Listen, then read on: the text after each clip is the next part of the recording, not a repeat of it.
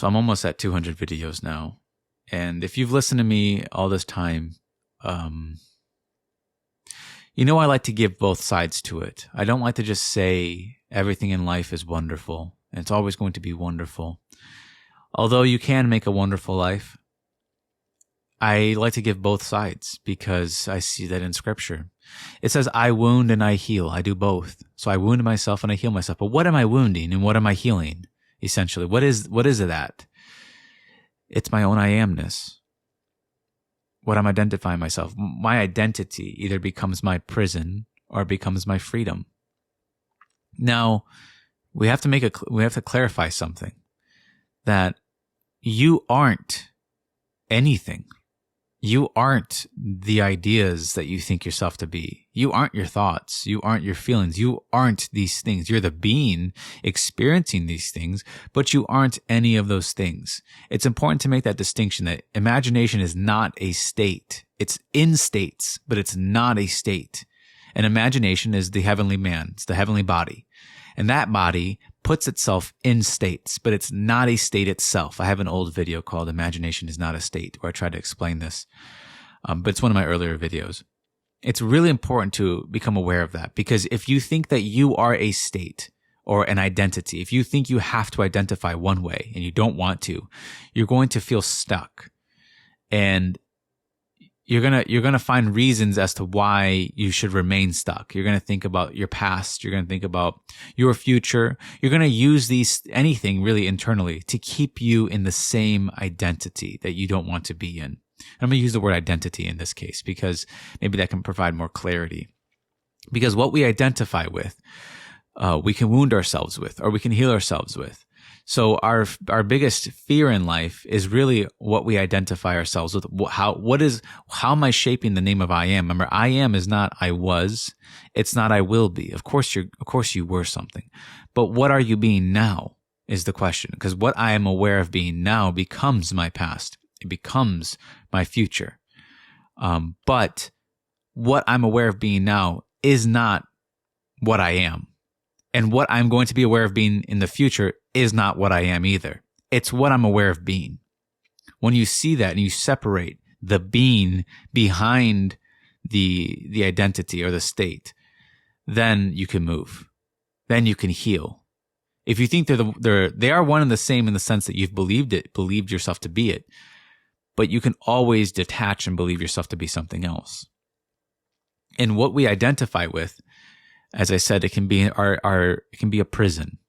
And so the true prison of life is not metal bars.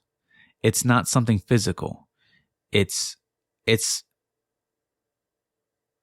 a prison you can't see, essentially, with your physical eyes. It's a prison it's an internal prison. But it's an internal prison of identity. What am I identifying with? That I either will become its servant and become its prisoner and live from that, or I will be freed from it. Now I can say I am my past. I can say I am my behaviors. I can say I am my past behaviors. I can say I am, I can identify with all these things that keep me trapped, and that will harm me. But I can also free myself by identifying with something new. If I never, don't forget the conceiver, as Neville says.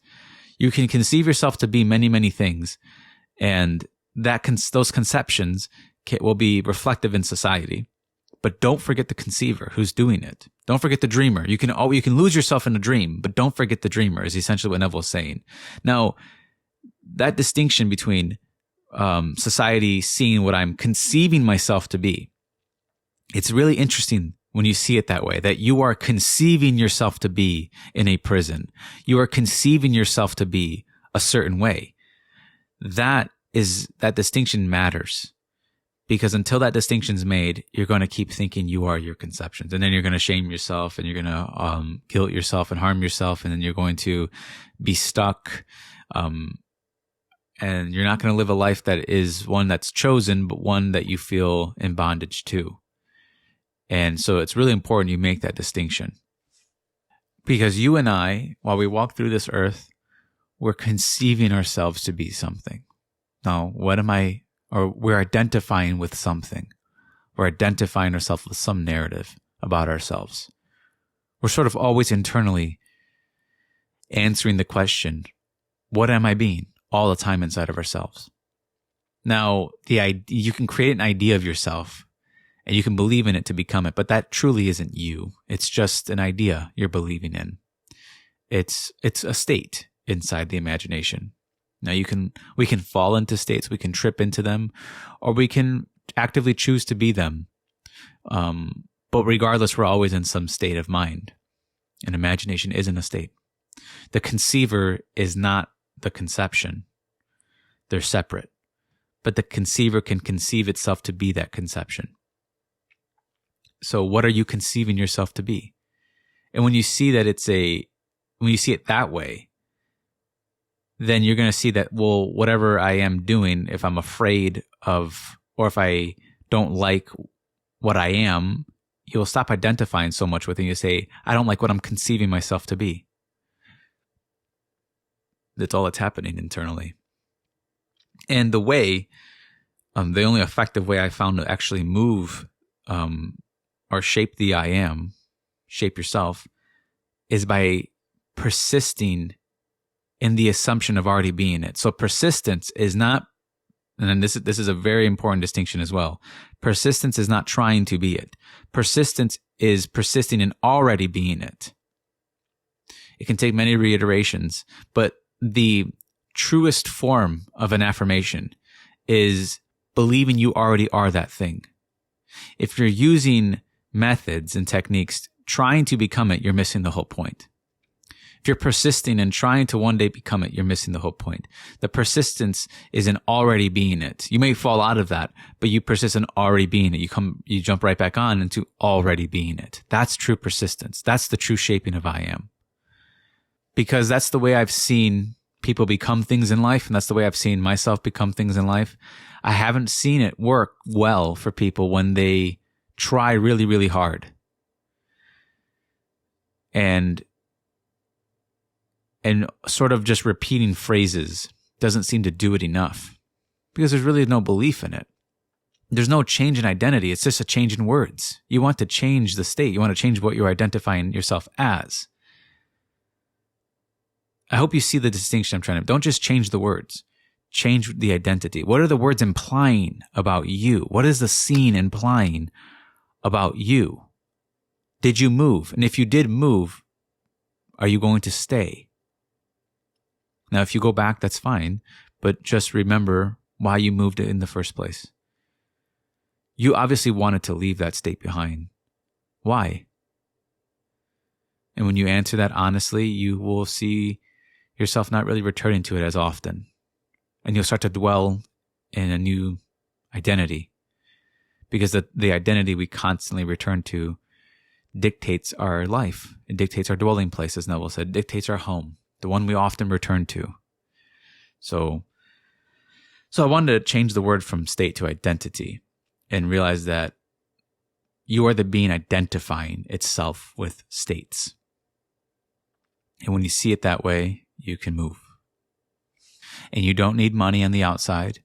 You don't need anything physical on the outside to change one's own I amness. Don't think you need to go to some God to be forgiven. You don't need to be forgiven. You don't need anything. You need nothing. You don't need to be perfect. You don't need to know all the right answers. You just need to know yourself. You just need to know I am. That's it. You just need to know what you're aware of being. That's it. I mean that. I don't say that to overly simplify. I'm saying that because that's true. You just need to go within yourself, find what you are aware of being, and start to persist in already being aware of being something else. And if you do it successfully, you will start to change. So hopefully that provided some clarity on the idea of identity or states. But I'm going to end that one here. And I just wanted to announce that, I'm going live Friday, February 7th at 2:30 p.m. Eastern Standard Time for members. So if you want to join, it's in the description. Also, the paperback is out of my book. And again, that's in the description. I also do one-on-ones. Just email me and you'll get all the information that way. But okay. Thank you for listening, guys. Take care.